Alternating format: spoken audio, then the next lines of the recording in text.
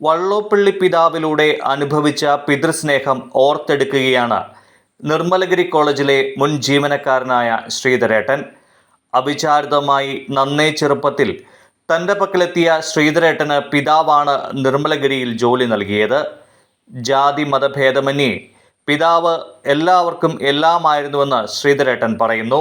എൻ്റെ പേര് ശ്രീധരൻ. ശ്രീധരൻ പി എന്നാണ് പറഞ്ഞാൽ എല്ലാവരും അറിയപ്പെടുന്നത്. പിന്നെ എൻ്റെ സ്ഥലം എന്ന് വെച്ചാൽ മാങ്ങാട്ടിടം പഞ്ചായത്ത് ഓഫീസിൻ്റെ അടുത്താണ് വീട്. ഞാനിപ്പോൾ താമസിക്കുന്നതെല്ലാം അവിടെ നിന്ന് വെച്ചാൽ 68 ആണ് ഞാൻ തലശ്ശേരി എത്തിപ്പെടുന്നത് പിതാവിൻ്റെ അടുക്ക. എൻ്റെ കുടുംബം എന്ന് പറഞ്ഞാൽ ഒരു പാവപ്പെട്ട കുടുംബമായിരുന്നു. അച്ഛനും അമ്മയും 3 സഹോദരങ്ങളും എനിക്കുള്ളത്.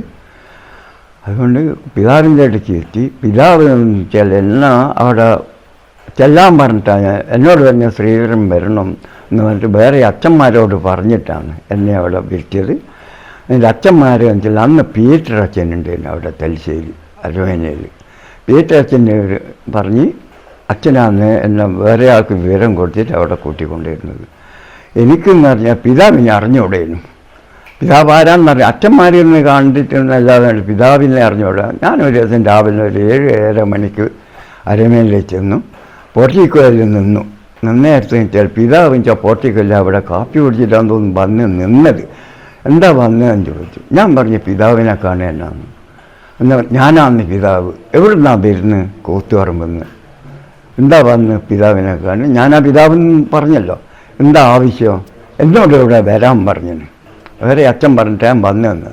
അന്നേരം എന്ത് ചെയ്തെന്ന് പറഞ്ഞാൽ വേഗം പീറ്റർ അച്ഛനാന്ന് തോന്നുന്നു. അതിൻ്റെ തൊട്ടപ്പുറത്ത് റൂമിലാന്ന് പിതാവ് നിന്നിൻ്റെ തൊട്ടപ്പുറത്ത് ആ റൂമെന്ന പീറ്റർ അച്ഛൻ്റെ റൂം. അച്ഛനെ വിളിച്ചു. ഇതെങ്ങനെ വന്നിട്ടുണ്ടെന്ന്. അച്ഛനാണ് പിതാവിൻ്റെ അടുക്കെന്ന് പറയുന്നത്. നിന്നെ വരുത്തിയതെന്ന് പറഞ്ഞാൽ ഈ പള്ളീൻ്റെ പണി തുടങ്ങുന്നുണ്ട്, നീ കുറച്ച് ആൾക്കാരെ കൂട്ടിക്കൊണ്ടായിട്ട് ഇത് ചെയ്യണമെന്ന്. അങ്ങനെ പിതാവ് പറഞ്ഞ് എന്നാൽ നീ അത് ചെയ്യണം, ആളെ കൂട്ടിക്കൊണ്ട് വന്നിട്ട് ചെയ്യിക്കണമെന്ന് പറഞ്ഞിട്ട് അങ്ങനെ ഞാൻ അവിടെ നിന്ന് ഇങ്ങോട്ട് തിരിച്ചു വരുമ്പോൾ ബസ്സിന് പൈസ ഉണ്ടോ എൻ്റെ എടുക്കാൻ? ഞാൻ പറഞ്ഞ് ബസ്സിന് പൈസ ഉണ്ടെന്ന്. നീ കാപ്പി കുടിച്ചില്ലോ? കാപ്പി കുടിച്ചിട്ടില്ല എന്ന്. അന്നേരം പിതാവ് പറഞ്ഞ് ജോസേ ഇവൻ ശ്രീധരനെ കാപ്പി കൊടുക്കുന്ന പറഞ്ഞിട്ട് ഒരു ജോസ് ഉണ്ടായിരുന്നു അവിടെ ബോയ്യാൻ തോന്നുന്നു. എനിക്ക് അങ്ങനെ ആരും പരിചയമില്ലല്ലോ. വേഗം വിളിച്ചിട്ട് എനിക്ക് കാപ്പി തന്നു. ഞാൻ അവിടുന്ന് കാപ്പിയും കുടിച്ചിട്ട് വരുമ്പോൾ പിതാവ് എനിക്കെന്ന് പറഞ്ഞാൽ ബസ്സിന് പൈസ തന്നു. അങ്ങനെ നിന്നുകൊണ്ട് വെക്കുമ്പോൾ കുറേ ദിവസം കഴിഞ്ഞ് പിന്നെ പിറ്റേന്ന് ഒരാഴ്ച കൊണ്ട് തന്നെ കുറേ ആൾക്കാരെയും കൂട്ടിപ്പോയി ഈ മഞ്ഞൾ സെമിനാരിയിലെ പള്ളിൻ്റെ പണിക്കാണ് പോയിട്ട് ആൾക്കാരെ കൊണ്ട് പണിയെല്ലാം എടുപ്പിച്ചു. അങ്ങനെ പിതാവ് എപ്പോൾ എന്നെ കൊണ്ട് അച്ഛന്മാരോടെല്ലാം ചോദിക്കും എന്ന് പറഞ്ഞാൽ നല്ല അഭിപ്രായം അച്ഛന്മാർ പിതാവോട് പറയും. പിതാവിന് എനിക്ക് വലിയ കാര്യം. 2-3 കൊല്ലം അവിടെ തന്നെ നിന്ന് കഴിഞ്ഞ് കഴിഞ്ഞാൽ പിന്നെ പിതാവിന് എന്നോട് പ്രത്യേക ഇഷ്ടം തോന്നാൻ കാരണം അരമേനിൻ്റെ മുൻഭാഗത്ത് പിന്നെ ചെടിയുണ്ട്. ഒരു ഇങ്ങനെ മതിലെടുത്ത പോലത്തെ ഒരു ചെടിയാണ്. അത് കട്ട് ചെയ്യുന്നത് എന്നെ ഏൽപ്പിച്ചു ഒരു ദിവസം. നോക്കുമ്പോൾ നല്ല ഭംഗിയിൽ ഞാൻ കട്ട് ചെയ്തു. പിതാവിന് ചാടുന്ന മുതലാണ് ഏറ്റവും കൂടുതൽ ഇഷ്ടം തോന്നിയതും എല്ലാ കാര്യവും.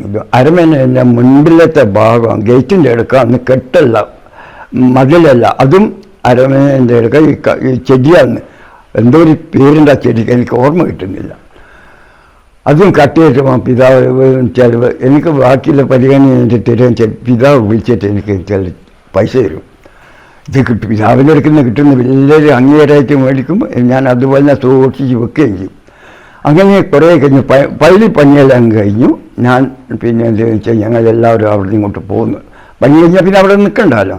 പോരുമ്പോൾ ഞാൻ പിതാവിനോട് പിതാവെ ഞാൻ എനിക്ക് പോകുന്നില്ല, ഞാൻ ഇവിടെ തന്നെയാണ് നിൽക്കുന്നത് എന്ന് പറഞ്ഞു. നീ പോട് എന്ന് പറഞ്ഞു. പോടുമെന്ന് പറഞ്ഞിട്ട് ഞാൻ എന്ത് ചെയ്തു, നാട്ടിൽ വന്നിട്ട് റാണി ജയ് പിന്നെ മഠം ചേർന്ന് മാറ്റമേലിയ സിസ്റ്റർ അവിടെ ഉള്ളത്.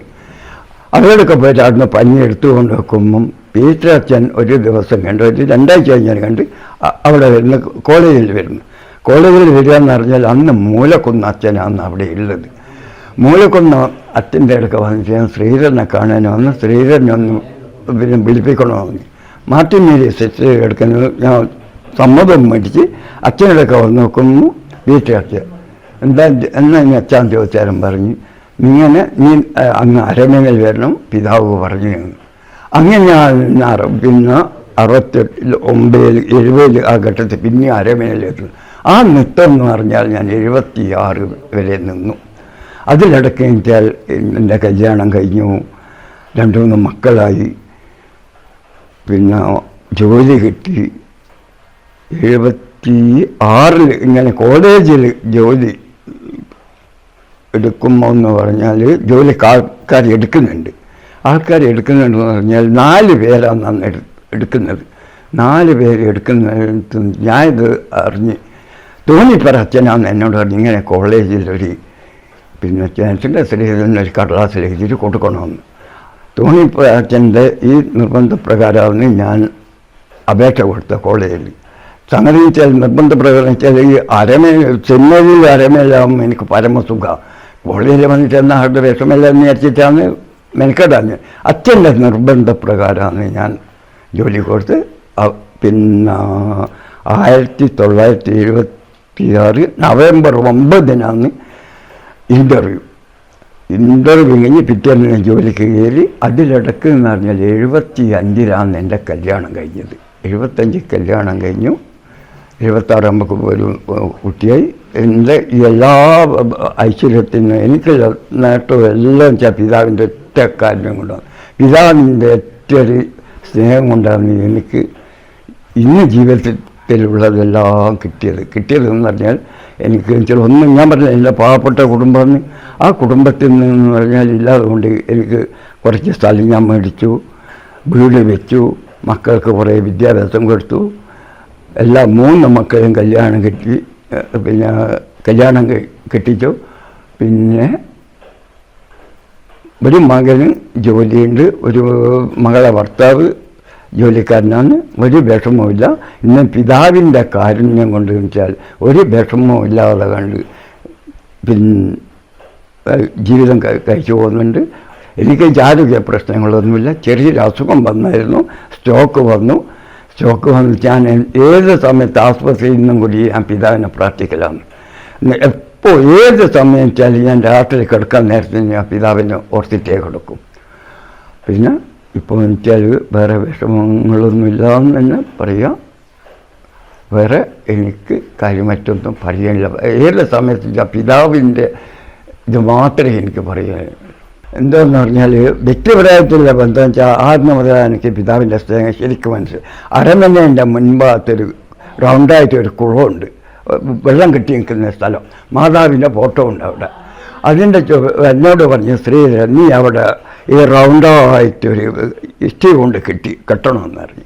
കെട്ടണമെന്ന് പറഞ്ഞിട്ട് ഞാൻ പറഞ്ഞു പിതാവേ ഞാനതങ്ങനെ ചെയ്യില്ല, നീ കെട്ടിക്കോ എന്ന് പറഞ്ഞ് അങ്ങനെ അതും കെട്ടിയിട്ട് പിതാവ് ഉദ്ദേശിച്ച രീതിയിൽ ഞാൻ കെട്ടിയിട്ട് കൊടുത്തിന്. ഞാൻ നന്നാവാത്ത അതുകൊണ്ട് പിതാവ് എനിക്ക് വലിയൊരു കാര്യമായിട്ട് പിതാവ് എന്നോട് പുറത്തിങ്ങനെ തട്ടിയിട്ട് പറഞ്ഞു നന്നായിട്ടുണ്ട് ശ്രീധര എന്ന് പറഞ്ഞു.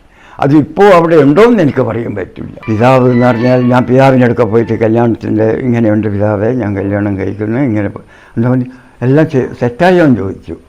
ഞാൻ പറഞ്ഞു എല്ലാം സെറ്റായി എന്ന് അറിയാം. നല്ലത് വരട്ടെ തന്നെ അനുഗ്രഹിക്കുകയും ചെയ്ത്. എന്നാൽ കല്യാണത്തിൻ്റെ വകയിൽ ഇത് പിന്നെ ഇരുന്ന ഡ്രസ്സ് എൻ്റെ വകയിലാണെന്നും പറഞ്ഞ് പിതാവ് എനിക്ക് കാശ് തന്നു. ആ ഷർട്ട് ആ തുണി ഇന്നും എൻ്റെ വീട്ടിലുണ്ട്. അത് പിതാവിൻ്റെ ഇത് വരുമ്പോൾ ആ തുണി എടുത്തിട്ട് നമുക്ക് കഴിക്കാം. അത്രക്കും വെച്ചാൽ പിതാവ് ഞാൻ കല്യാണത്തിന് കൊടുത്തത് ഡ്രസ്സ് പിതാവ് മേടിച്ചു തന്നതാണ് ആ കാശ്. പിതാവ് എന്ന് പറഞ്ഞാൽ എനിക്ക് വെച്ചാൽ എൻ്റെ മകൾക്ക് ആദ്യം കൊച്ചുണ്ടായിട്ട് ഞാൻ പറഞ്ഞു തരാം, കൊച്ചിന് ഡ്രസ്സ് മേടിച്ച് കൊടുക്കണമെന്നിട്ട് പിതാവ് എനിക്ക് കാശ് തന്നിട്ടുണ്ട്.